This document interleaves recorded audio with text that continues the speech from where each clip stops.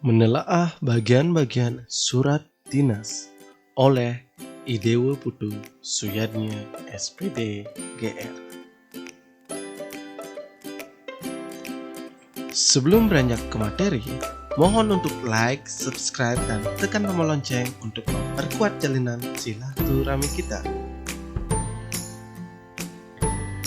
Nah, apa sih yang dimaksud dengan surat dinas ini? Surat dinas adalah surat resmi yang dibuat oleh instansi atau lembaga dengan tujuan untuk keperluan kedinasan. Bagian-bagian surat dinas.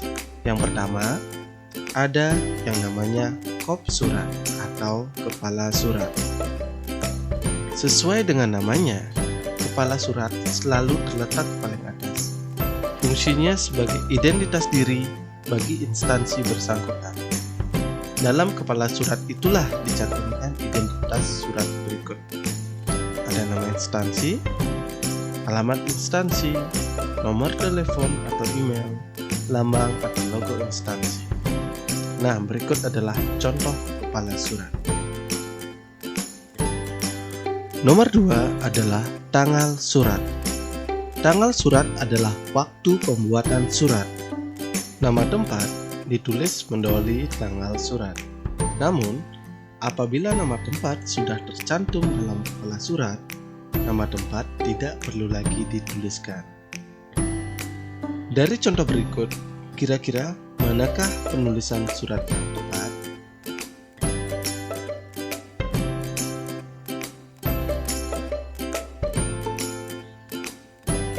Oke, itulah jawabannya. Nomor 3, ada nomor, lampiran, dan perihal surat. Nomor surat. Tujuan dibuatkannya nomor surat adalah memudahkan dalam pengarsipan surat. Berikutnya adalah mengetahui banyaknya surat yang keluar.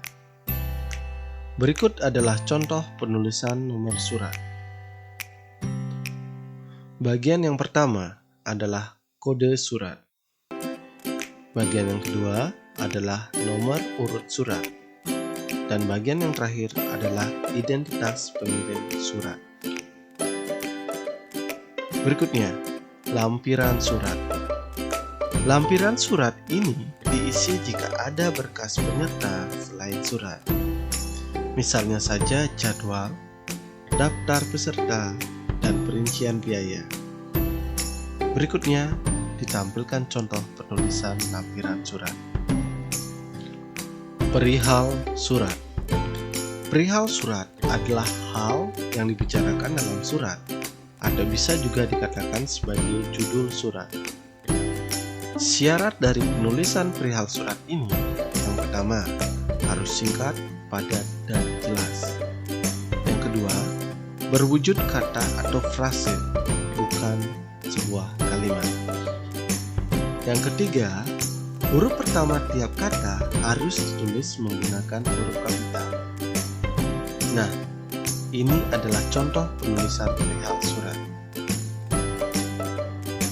Bagian yang keempat adalah alamat surat. Penulisan alamat surat tidak boleh ditulis dengan seenaknya. Ada ketentuan-ketentuan yang perlu diperhatikan. Yang pertama, menggunakan kata sapaan yang terhormat yang ditulis dengan disingkat. Yang kedua, menggunakan nama jabatan. Yang ketiga, mencantumkan unit kerja. Yang keempat, menggunakan alamat lengkap. Yang kelima, nama tempat tidak didahului oleh kata depan di. Nah, sekarang saya berikan contoh penulisan alamat surat.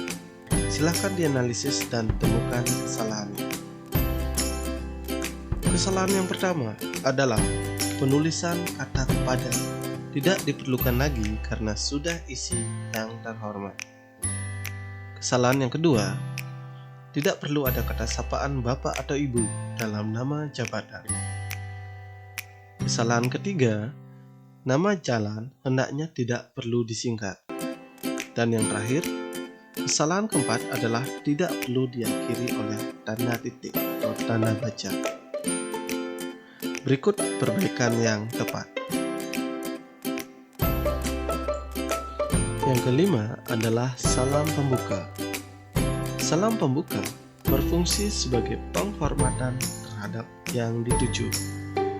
Berikut adalah contoh salam pembuka yang lazim digunakan dalam masyarakat Indonesia. Penggunaan salam pembuka hendaknya disesuaikan dengan pihak yang dituju. Namun, apabila yang dituju itu merupakan warga umum, hendaknya digunakan salam pembuka dengan hormat.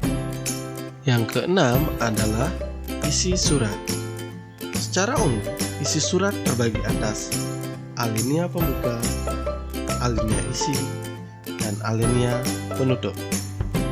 Alinea pembuka berfungsi sebagai pengantar isi surat. Berikut contoh alinea pembuka. Alinea isi adalah bagian yang menampung maksud penulisan surat. Bagian isi ini juga merupakan kelanjutan dari bagian pembuka surat.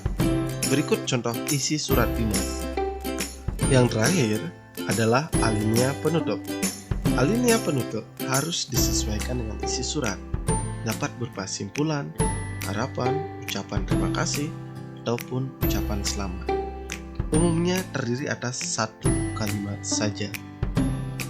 Salam penutup esensinya sama saja dengan salam pembuka untuk memberikan salam pada akhir surat. Nah, kira-kira manakah penulisan salam penutup yang benar? Iya, jawaban Anda tepat. Yang kedelapan adalah pengirim surat. Pengirim surat adalah pihak yang bertanggung jawab atas penulisan surat. Sebagai bukti tanggung jawab harus dibubuhi tanda tangan dan berfungsi sebagai keabsahan surat tersebut. Nah, berikut contoh bagian pengirim surat. Ada nama jabatan, cap dinas, tanda tangan, nama, nomor kepegawaian. Nomor induk pegawai ini ditulis jika pengirim surat merupakan pegawai negeri. Nah, demikian video yang menelaah tentang bagian-bagian surat dinas ini. Terima kasih sudah menyaksikan channel YouTube saya. Jangan lupa untuk like, subscribe, dan tekan tombol lonceng agar tidak ketinggalan materi-materi berikutnya. Pak Man undur diri dulu. Nantikan video-video dari Pak Man. Bye-bye.